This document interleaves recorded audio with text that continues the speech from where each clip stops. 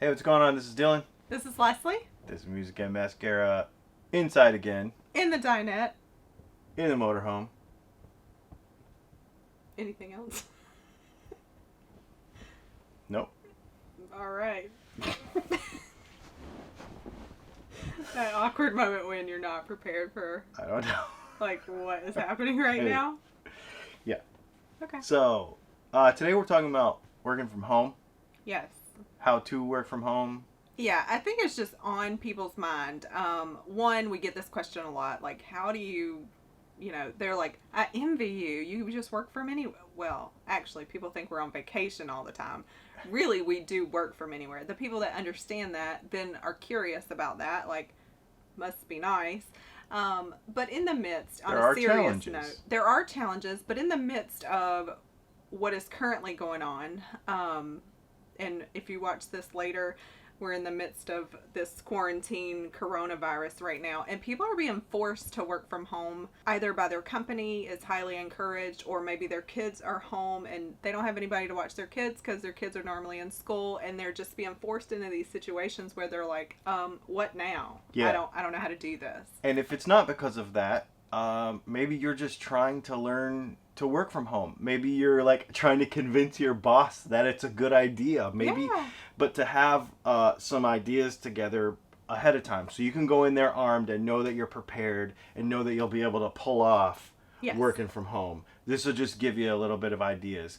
You've been working from home, full-time job, 40 hours a week for how Yes. long? Since June of 2013. So a lot of people don't know that because you don't get to see that part of it, right? It's not Right. glamorous like I work a regular job.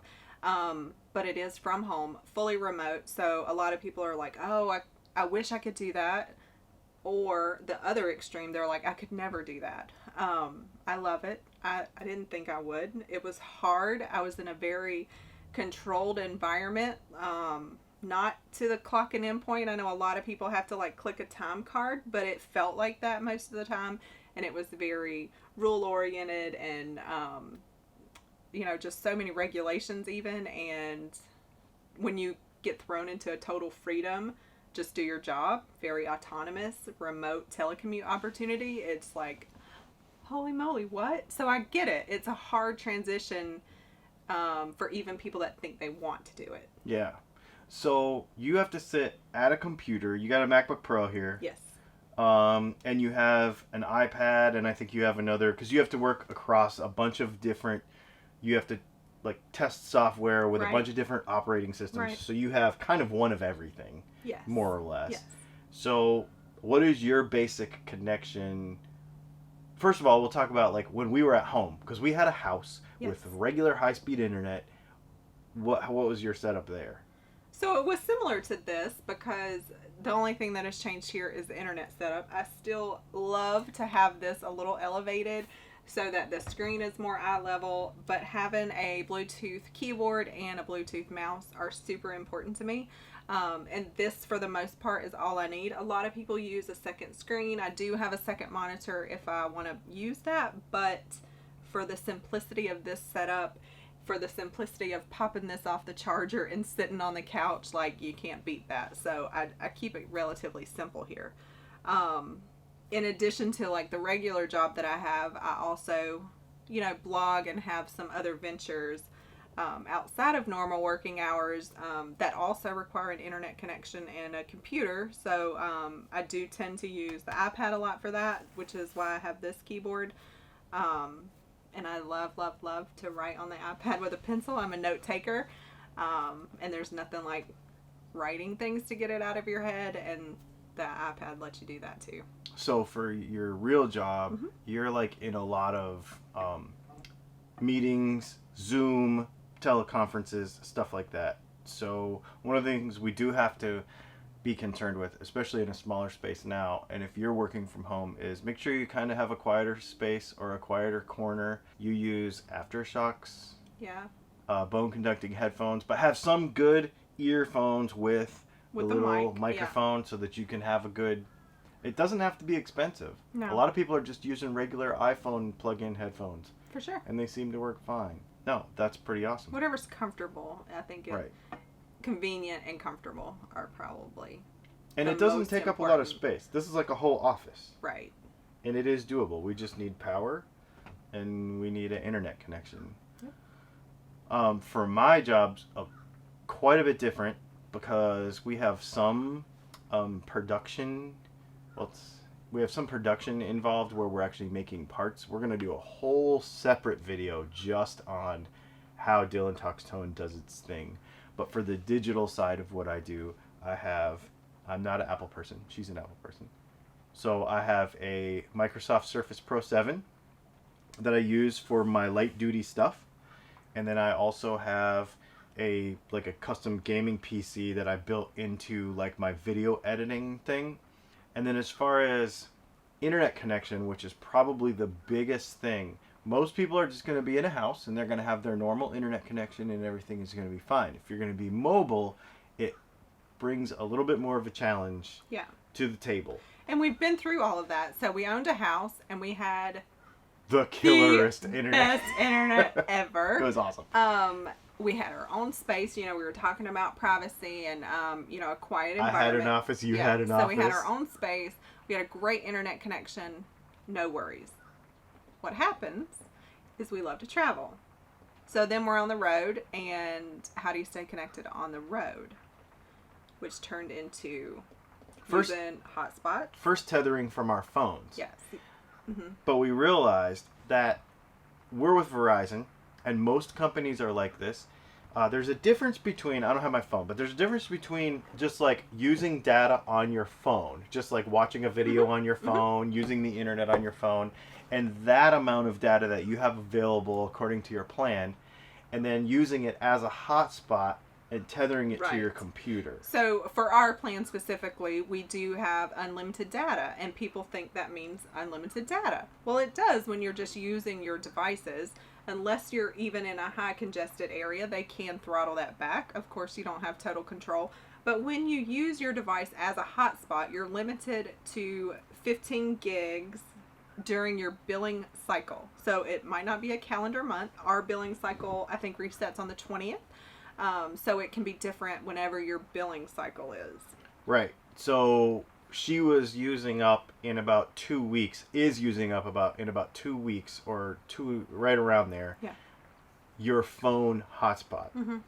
So we got her another hotspot. We're going to do a whole new video about that too because it's kind of special. And now you'll be able to probably get through a month. Right. Hotspotting. I have my phone and I have a hotspot too. Mm-hmm. So we basically each have 2 devices. So we'll have 30 gigs apiece to be able to hotspot. That sounds expensive, but it's like $20 to add it onto your bill to get another hotspot. And we got our hotspot at an RV show for $1. So just look for specials on that stuff. It was a $200 or something hotspot. It was literally something we have been like thinking about. Should we do this? You know, but of course you have to commit to purchasing a device. And I was like, and we hadn't even really talked about it. Right. And then we're literally at this show and they were like, it's $1.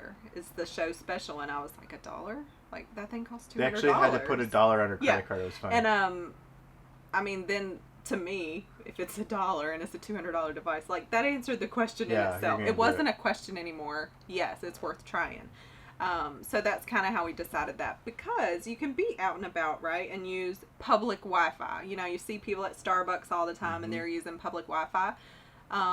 The caveat with public Wi-Fi, especially for what I do full-time, and it really should be for any of you, if you are accessing any of your personal data and logins on public Wi-Fi, you should have a VPN. But of course, between public Wi-Fi, VPN, and some other software I have to run, sometimes my computer's like, well, what are we doing right now? So having that secured network with your own hotspot is key because it makes it a lot simpler. For sure. So you can secure that thing, and then you don't have to worry about somebody trying to take your credit card number at Starbucks. Like that's a real deal. And with your job, you have to have it for like client privacy and all that kind of stuff. So you have to have that. Exactly. So Wi-Fi is preferred, right? Yeah. Like who doesn't want Wi-Fi? Like if you have home internet or your whatever, Wi-Fi is always preferred. But you definitely need a phone or some kind of device that you can hotspot if needed, because typically your computer doesn't have Right. its There are own. some little Yeah, ones that do, but there yeah, you are. gotta have that. Hmm. So yeah, so that's pretty cool. And for me, when we're uploading YouTube videos, because we're editing like four, because we do it for Music and Mascara and for Dylan Talks Tone. So between live streams and Music and Mascara videos and Dylan Talks Tone Hmm. videos, I mean we're using probably 20 gigs a month just for that. So there's where I have to have a little patience these days. It used to take me like 10 minutes to upload a video at home. So now I kind of have to plan a morning, go to Starbucks, use their Wi-Fi because I don't want to use like tax our Yeah. data that much. But you plan that in with some other stuff and it works out okay. Right. What about I don't have to use a lot of specific software for my job because my job is just Adobe stuff and everything. Hmm. But when you're doing research for this kind of stuff, it's good to check whatever software you use every day, find out how much data they use or how much data they need to Hmm. work, Right. because it's possible that that could affect your decision. Yeah. I checked into Zoom. Zoom needs 1.5 meg up and down to work. To And do then- video to do conference. video conferencing, and then if it's slower than that, it will just cut off the video. Okay. Slack doesn't need very much. It just needs to be consistent and clean. It Yep. doesn't like to be Yep. hopping on and off all the time. True. So, what other softwares do you have to make the working at home thing easier? Yeah, so those are two that I use regularly, because a tip that I would especially, if you're thinking about it or trying to sell it to your boss, like, communication is key no matter what kind of remote environment you're in, whether we're working on a blog together, working on a magazine with somebody we're working with, working full time. You're speaking to communication is key. Colleague in the Philippines. Right. I mean, all the way around the world. Yeah, communication is key. So you have to have those communication options. So Zoom is a great way to meet, video conferencing, like he was talking about. Slack is a good, almost like instant chat feature. It's really good for businesses, and if you're a developer or anything, because it has some different things that can be built into that I don't fully understand. It's just really cool. Not sponsored. Yes. And then a good one too, I'm also on a lot of calls, a lot of video calls. Crisp. And all of these are not company, apps. These are just normal things anybody can have. Crisp with a K is a really cool thing that will clean up background noise. It could be your own background noise if you're in a noisy coffee shop, or it could be that the person on the other side is decided to eat their lunch while they talk to you, or they're in a crowded coffee shop, and you don't want to hear any of that either. So it's a really cool tool, because communication is really powerful. And again, as we're talking about these things, your computer mic, if you're just talking at your computer, is not fantastic. So good earbuds or headphones with a mic are important for all of these things too. We'll put links to, we don't have any sponsorships by any of this No. stuff, but we'll put some links to some of the stuff that we're using. Some of the earbuds that work, the ones that I like that work really well for me, are way different Yeah. than the ones that And we you did a use. video about Yeah, this, we have a video actually. about it. And computers and everything that we're using to kind of make this thing go. Mhm. And then if you want to know specifically about mobile solutions for working on the road where you're not in your home office, Wi-Fi and cell phone boosting and all that kind of stuff, we're probably going to do a separate video about that, because we have been researching and have purchased some stuff for the motorhome that is specifically for the mobile stuff. So hopefully this will arm you with some ideas. Maybe you can go talk to your boss and be like, hey, I want to try working from home.